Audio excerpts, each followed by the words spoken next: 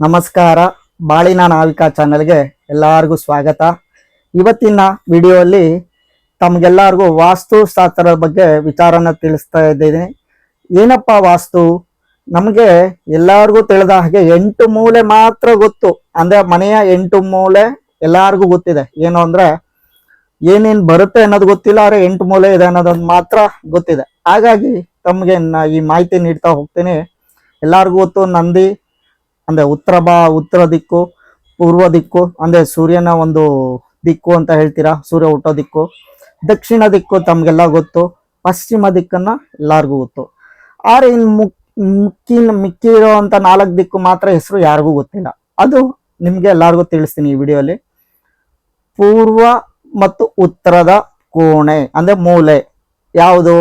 ಈಶಾನ್ಯ ಮೂಲೆ ಅಂದ್ರೆ ತಿಳಿಸ್ತೀನಿ ನೋಡಿ ನಿಮಗೆ. ಇದು ನಿಮ್ಮ ಮನೆ, ಇದು ಉತ್ತರ, ಇದು ಒಂದು ದಕ್ಷಿಣ, ಇದು ಪೂರ್ವ, ಇದು ಪಶ್ಚಿಮ. ಇದು ನಿಮ್ಗೊಂದು ಉದಾಹರಣೆ ಕೊಡ್ತಾ ಇದ್ದೀನಿ, ಹಾಗಾಗಿ ತಿಳ್ಕೊಳ್ಳಿ. ಈ ಉತ್ತರ ಮತ್ತೆ ಪೂರ್ವದ ಈ ಮೂಲೆ ದೇವ ಮೂಲೆ, ಹಾಗೂ ಈ ಒಂದು ಪೂರ್ವ ದಕ್ಷಿಣದ ಮೂಲೆ, ಈ ಮೂಲೆ ಅಗ್ನಿ ಮೂಲೆ ಅಂತ ಹೇಳ್ತೀವಿ. ಅಗ್ನಿ ಇರತಕ್ಕಂಥ ಜಾಗ, ವಾಸಿಸುವಂತ ಜಾಗ. ಇದು ಪಶ್ಚಿಮ ಮತ್ತು ದಕ್ಷಿಣದ ಮೂಲೆ ಏನು? ನೈಋತ್ಯ ಮೂಲೆ. ಉತ್ತರ ಮತ್ತೆ ಪಶ್ಚಿಮದ ಈ ಮೂಲೆ ವಾಯು ಮೂಲೆ. ಹಾಗಾಗಿ ನಿಮ್ಗೆ ಈ ಒಂದು ದಿಕ್ಕು ಒಂದು ಮಾಹಿತಿ ತಿಳ್ಕೊಂಡಿದ್ರ ಅನ್ಕೊಂತೀನಿ. ಎಷ್ಟೋ ಜನಕ್ಕೆ ಏನು ಒಂದು ನೈಋತ್ಯ ಮೂಲೆನ ಕುಬೇರ್ ಮೂಲೆ ಅಂತ ತಪ್ಪು ಮಾಹಿತಿ ತಿಳ್ಕೊಂಡಿದ್ದೀರಾ.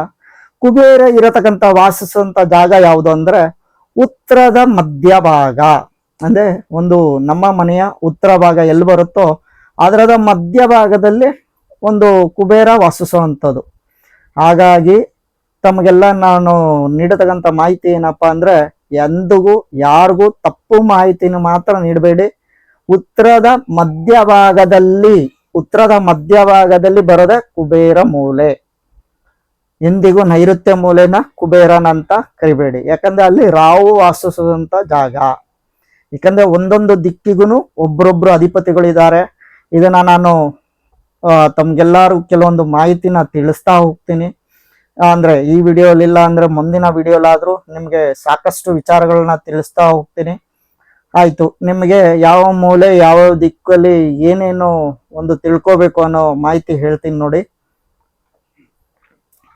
ಒಂದು ಯಾವುದಪ್ಪ ದೇವಮೂಲೆಯಲ್ಲಿ ಏನಿರ್ಬೋದು? ಎಷ್ಟೋ ಜನಕ್ಕೆ ಬರತಕ್ಕಂತ ಮೊದಲನೇದಾಗಿ ಮಾಹಿತಿ ಏನಂದ್ರೆ, ಏನಾದ್ರು ದೇವ್ರ ಮನೆ ಕಟ್ಟಬೇಕಾ? ಯಾಕಂದ್ರೆ ದೇವ್ರ ಮೂಲೆ ಇಲ್ಲ, ದೇವ್ರ ಮನೆನೂ ಕಟ್ಬೋದು, ಆದ್ರೆ ಹುಡುಗರಿಗೆ ಒಂದು ಓದಕ್ಕಂತ ಸ್ಥಳ ಆದ್ರೂ ಮಾಡ್ಬೋದು. ಅಲ್ಲಿ ಒಂದು ಖಾಲಿ ಪ್ರದೇಶ ಅಂದ್ರೆ ನೀರಿರತಕ್ಕಂಥ ಜಾಗ ಆಗಿರ್ಬೇಕು. ಹಾಗಾಗಿ ನಾವೇನ್ ಮಾಡ್ತೀವಿ, ಎಷ್ಟೋ ಜನದ ಎಲ್ಲಾರು ಮನೆಯಲ್ಲೂ ಭಾಗದಲ್ಲಿ ದೇವಮೂಲೆಯಲ್ಲಿ ಒಂದು ಟ್ಯಾಂಕ್ ಅನ್ನೋದು ಮಾಡ್ಕೊಂತೀವಿ. ಆದ್ರೆ ಆ ಟ್ಯಾಂಕ್ ಅನ್ನೋದು ಮಾಡೋದು ಅಷ್ಟೇನೆ ಸರಳ ರೇಖೆ. ಅಂದ್ರೆ ಆ ಮಧ್ಯ ಒಂದು ಲೈನ್ ಬರುತ್ತೆ. ನಮ್ಮ ಮನೆಯಲ್ಲಿ ಒಂದು ಡಯಾಗ್ನಲ್ಲಿ ಅಂದ್ರೆ ಅದೇ ಆಪೋಸಿಟ್ ಅಲ್ಲಿ ಬರತಕ್ಕಂತ ಒಂದು ಸೀದವಾದ ಲೈನ್ ಅಲ್ಲಿ ಒಳಭಾಗದಲ್ಲೇ ಬರಬೇಕು ನಮ್ಮ ಸಂಪ್ ಟ್ಯಾಂಕು. ಹಾಗಾಗಿ ಆ ಟ್ಯಾಂಕ್ನ ಕ್ಲೀನಾಗಿ ಮಾಡಿಸ್ಕೊಳ್ಳಿ, ಯಾಕಂದ್ರೆ ದೇವಮೂಲೆಯಲ್ಲಿ ನಾವು ಟ್ಯಾಂಕ್ ಅನ್ನೋದು ಮಾಡ್ಸಕ್ಕಾರೆ. ನೆಕ್ಸ್ಟ್ ವಿಚಾರ, ಒಂದು ಅಗ್ನಿ ಮೂಲೆಯಲ್ಲಿ ಏನ್ ಮಾಡಬೇಕಪ್ಪ? ಅಡಿಗೆ ಮನೆ. ಯಾಕೆ ಆ ಅಡಿಗೆ ಮನೆ ಒಂದು ಅಗ್ನಿಯ ಮೂಲೆ ಇರತಕ್ಕಂಥ ಜಾಗ. ಹಾಗಾಗಿ ಅಲ್ಲಿ ಯಾವ ಗ್ರಹ ವಾಸಿಸ್ತಾರೆ ಅನ್ನೋದು ನಾನು ಮುಂದೆ ನಿಮ್ಗೆ ತಿಳಿಸ್ತಾ ಹೋಗ್ತೀನಿ. ನೆಕ್ಸ್ಟ್ ಮಾಸ್ಟರ್ ಬೆಡ್ರೂಮ್ ಅನ್ನೋವಂಥ ಮಾಹಿತಿ ಎಲ್ಲಿ ಬರುತ್ತೆ? ತಮ್ಗೆಲ್ಲರಿಗೂ ಗೊತ್ತಿರೋ ಹಾಗೆ ನೈಋತ್ಯ ಮೂಲೆಯಲ್ಲಿ ಒಂದು ಮಾಸ್ಟರ್ ಬೆಡ್ರೂಮ್ ಅನ್ನೋದು ಮಾಡಿಸ್ಬೇಕಾಗತ್ತೆ. ಆ ಜಾಗದಲ್ಲಿ ಯಾರು ಇರ್ಬೇಕಪ್ಪ ಅದನ್ನು ತಿಳಿಸ್ತೀನಿ. ನೆಕ್ಸ್ಟ್ ಒಂದು ವಾಯುಮೂಲೆಯಲ್ಲಿ ಏನ್ ಬರಬೇಕು? ಒಂದು ಬಚ್ಚಲ ಮನೆ ಬರಬೇಕಾಗತ್ತೆ. ಯಾಕಂದ್ರೆ ವಾಯುಮೂಲೆಯಲ್ಲಿ ಹರಿತಕ್ಕಂಥ ನೀರು ಆ ಒಂದು ವಾಯುಮೂಲೆಯಲ್ಲಿ ಸೀದವಾಗಿ ಬರಬಾರ್ದು. ಹಾಗಾಗಿ ಅದನ್ನ ಅಪೋಸಿಟ್ ಸ್ವಲ್ಪ ಕ್ರಾಸ್ ಆಗಿ ಮನೆಯಿಂದ ಹೊರಭಾಗಕ್ಕೆ ಹೋಗಿದ್ದೆ ಆದಲ್ಲಿ ಅದು ಒಳ್ಳೇದು ಮನೆಗೆಲ್ಲಾರ್ಗು. ಈ ಒಂದು ನಿಮ್ಗೆ ವಿಚಾರ, ಸ್ವಲ್ಪ ಮಟ್ಟಿನ ವಿಚಾರ, ಯಾವ ಜಾಗದಲ್ಲಿ ಏನೇನ್ ಬರಬೇಕು ಅನ್ನೋದನ್ನ ತಮಗೆ ಚಿಕ್ಕ ಪುಟ್ಟದ ಮಾಹಿತಿ ನಿಮ್ಗೆ ನೀಡಿದೆ.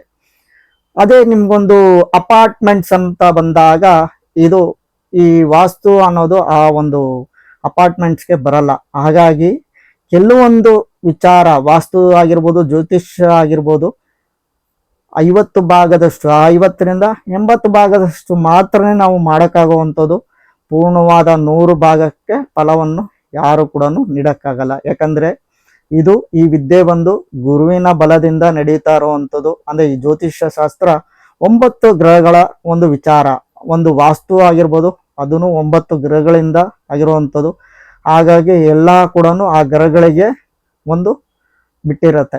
ಹಾಗಾಗಿ ಒಂದು ಹಾಲು ಉಗ್ತಾ ಇದೆ, ಆ ಹಾಲು ಉಗ್ದಾಗ ಸ್ವಲ್ಪ ನೀರು ಹಾಕಿ ಅದನ್ನ ಕಮ್ಮಿ ಮಾಡುವುದೇ ಹೊರತು ಪೂರ್ತಿಯಾಗಿ ಆ ಹಾಲನ್ನ ನಾವು ನಿಲ್ಸೋಕ್ಕಾಗಲ್ಲ. ಹಾಗಾಗಿ ಮುಂದಿನ ವಿಡಿಯೋಲ್ಲಿ ಈ ಒಂದು ಯಾವ ಜಾಗದಲ್ಲಿ, ಯಾವ ಭಾಗದಲ್ಲಿ ಏನೇನು ಇರಬೇಕು, ಯಾವ ಭಾಗದಲ್ಲಿ ತಗ್ಗಿರ್ಬೇಕು, ಯಾವ ಭಾಗದಲ್ಲಿ ಹೈಟ್ ಇರಬೇಕು, ಯಾವ ಭಾಗದಲ್ಲಿ ಇದೇ ರೀತಿಯಲ್ಲಿ ಕೆಲವೊಂದು ವಾಸ್ತುವಿನ ವಿಚಾರವನ್ನು ತಮ್ಗೆಲ್ಲರಿಗೂ ತಿಳಿಸ್ತೀನಿ. ಹಾಗಾಗಿ ಈ ನನಗೆ ಎಷ್ಟು ನೀವು ಸಹಕಾರ ಕೊಡ್ತಿರೋ ಹಾಗೆ ನಿಮಗೆ ಸಾಕಷ್ಟು ವಿಚಾರಗಳ ಬಗ್ಗೆ, ಅಂದ್ರೆ ಮನೆಯಲ್ಲಿ ದೀಪ ಹಚ್ಚುವಿನ ಬಗ್ಗೆ, ಯಾವುದರಿಂದ ಹಚ್ಚಬೇಕು, ಏನ್ ಫಲ ಅನ್ನೋತಕ್ಕಂಥ ಮಾಹಿತಿನೂ ಕೂಡ ತಮ್ಗೆಲ್ಲ ಮುಂದಿನ ವಿಡಿಯೋ ಅಲ್ಲಿ ನಾನು ನೀಡ್ತಾ ಹೋಗ್ತೀನಿ. ನಮಸ್ಕಾರ.